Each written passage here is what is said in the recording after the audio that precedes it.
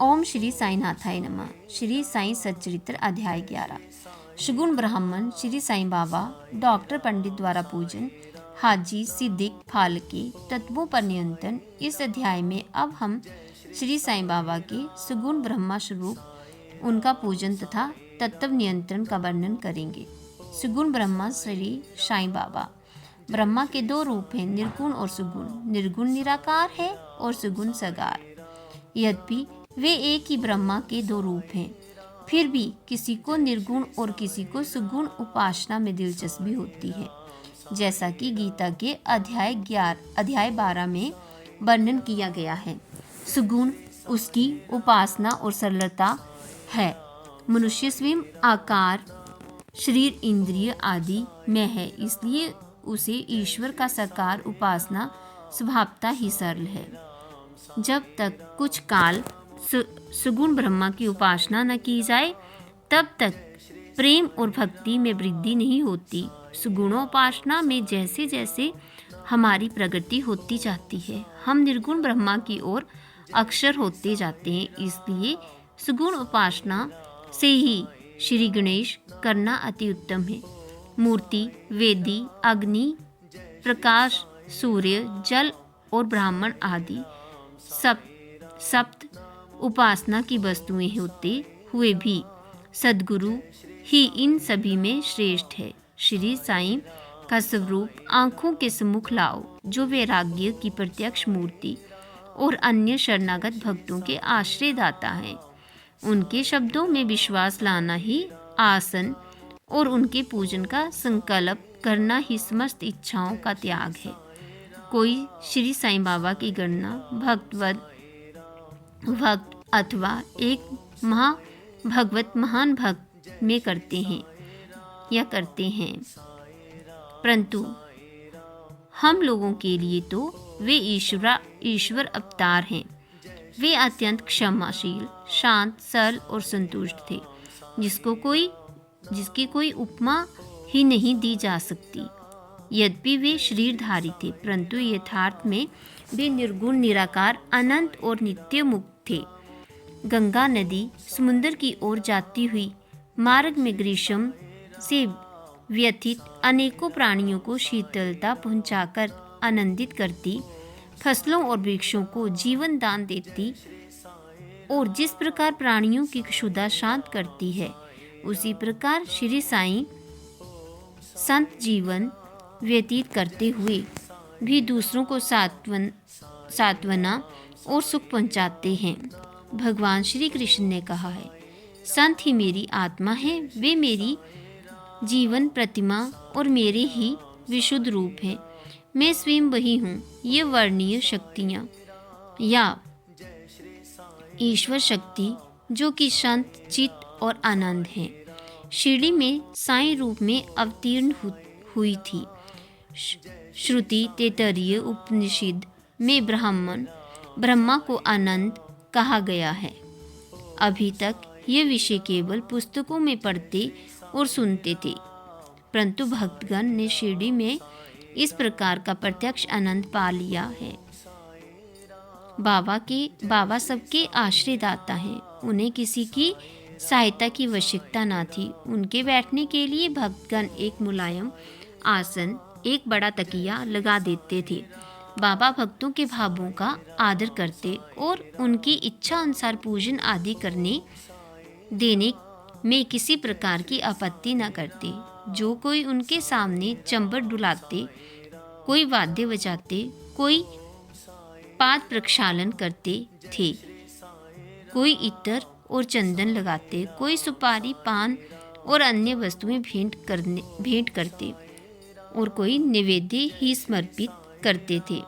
यद्यपि ऐसा जान पड़ता था कि उनका निवास स्थान शिरडी में है, परंतु वे तो सर्वव्यापक है। इसका भक्तों में नित्य प्रति अनुभव किया। ऐसे सर्वव्यापक गुरुदेव के चरणों में मेरा बार बार नमस्कार है। डॉक्टर पंडित की भक्ति।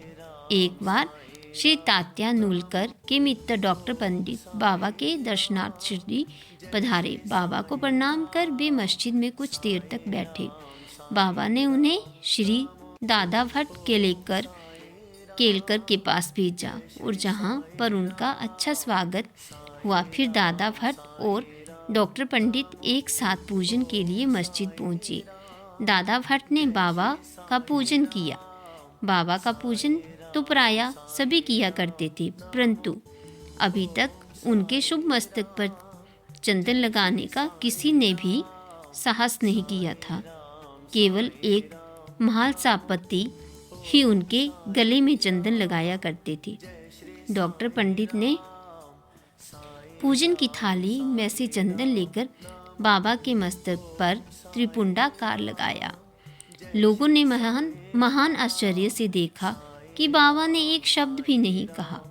संध्या में दादा भट्ट ने बाबा से पूछा, क्या कारण है कि बाबा आप दूसरों को मस्तक पर चंदन नहीं लगाने देते, परंतु डॉक्टर पंडित को आपने कुछ भी नहीं कहा? बाबा ने कहा, डॉक्टर पंडित ने मुझे अपने गुरु श्री रघुनाथ महाराज ढोपेश्वर, जो कि काका पुराणिक के नाम से प्रसिद्ध है, के ही समान समझा और अपने गुरु को वे जिस प्रकार चंदन लगाते थे उसी भावना से उन्होंने मुझे चंदन लगाया। तो मैं कैसे रोक सकता था?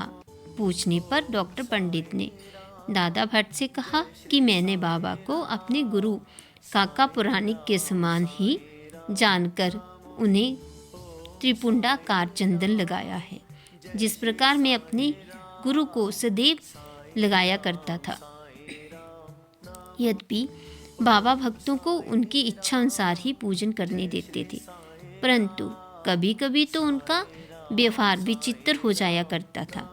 जब कभी वे पूजन की थाली फेंक कर रुद्रा अवतार धारण कर लेते, तब उनके समीप जाने का साहस ही किसी को ना हो सकता था। कभी वे भक्तों को झिड़कने लगते और कभी मोम से भी नरम होकर शांति तथा क्षमा की मूर्ति से प्रतीत होते थे। कभी कभी वे क्रोधावस्था में कंपायमान हो जाते और उनके लाल नेत्र चारों ओर घूमने लगते, तथापि उनके अंतकरण में प्रेम और मातृ स्नेह का स्रोत बहा ही करता था। भक्तों को बुलाकर वे कहा करते थे कि उन्हें तो कुछ ज्ञात ही नहीं कि वे कब उन पर क्रोधित हुए।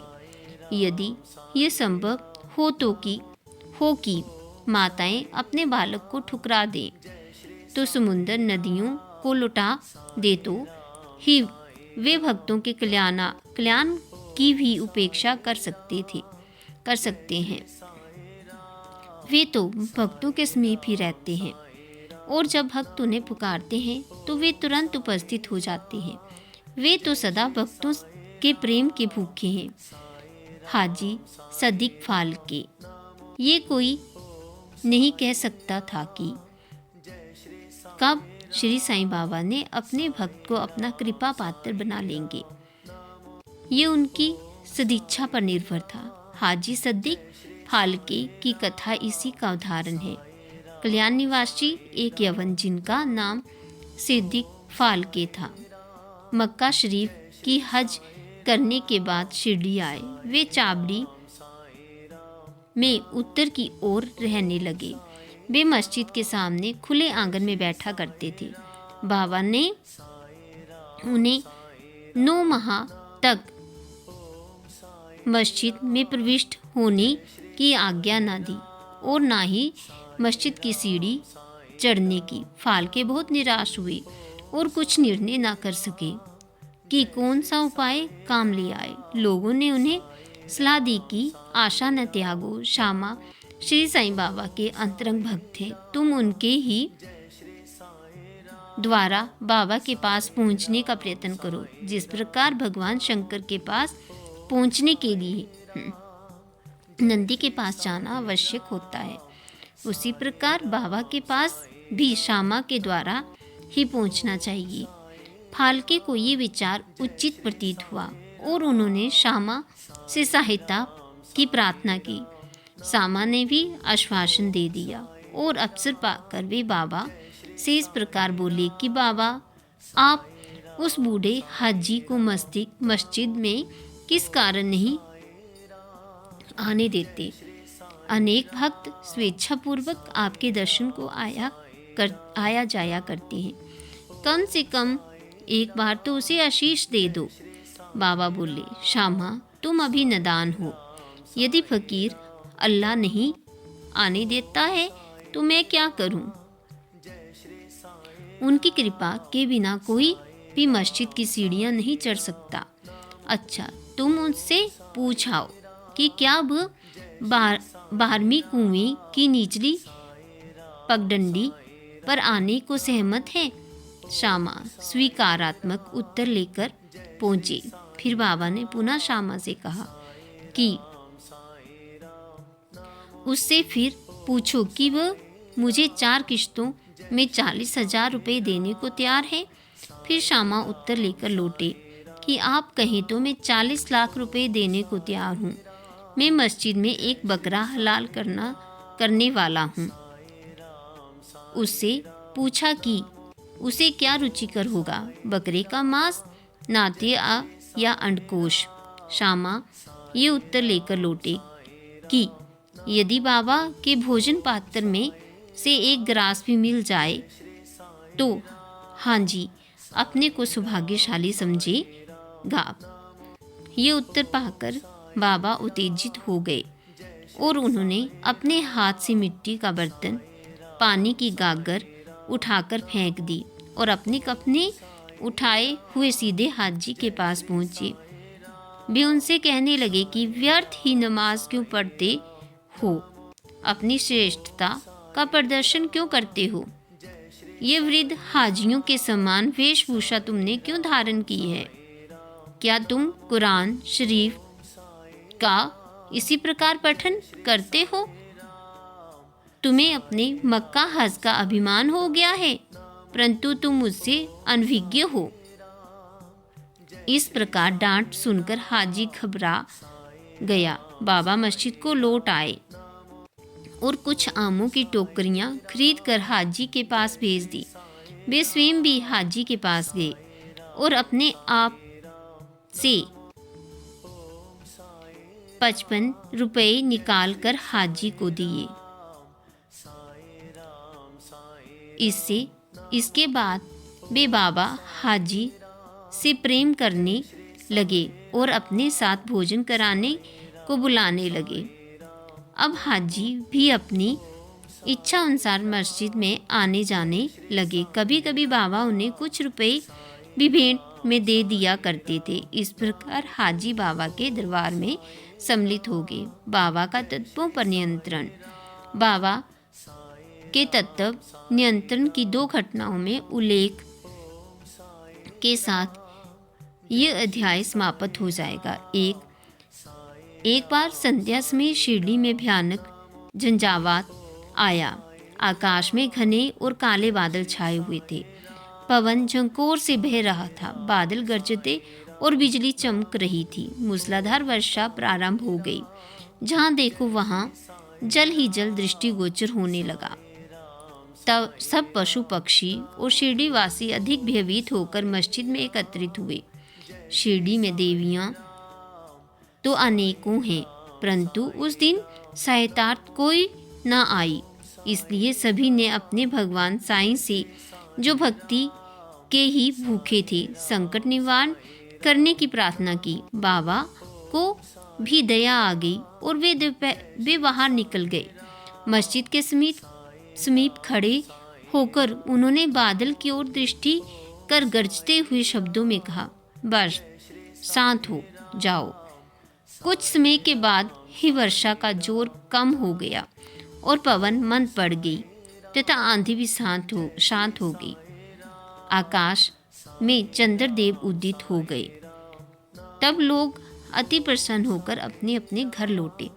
दूसरी एक अन्य अवसर पर मध्याह्न के समय धुनी की अग्नि इतनी प्रचंड होकर जलने लगी कि उसकी लपटें ऊपर छत तक पहुंच गई। मस्जिद में बैठे हुए लोगों की समझ में न आता था कि जल डालकर अग्नि शांत कर दें अथवा कोई अन्य उपाय काम में लावें।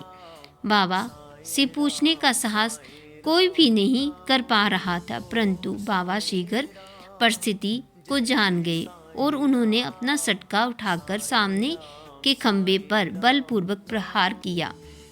बोले, नीचे उतरो और शांत हो जाओ। सटके के प्रत्येक ठोकर पर लपटें कम होने लगी और कुछ मिनटों में ही धुनी शांत और यथार्थपूर्वक हो गई।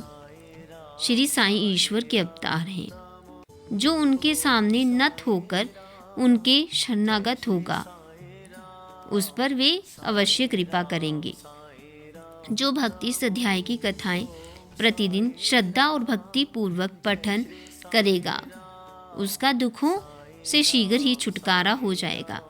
केवल इतना ही नहीं, वरन उसे सदैव श्री साईं चरणों का स्मरण बना रहेगा और उसे अल्प काल में ही ईश्वर दर्शन की प्राप्ति होकर उसकी सभी इच्छाएं पूर्ण हो जाएंगी। इस प्रकार वह निष्काम बन जाएगा। श्री सद्गुरु साईनाथ अर्पणम अस्तु। शुभम भवतु।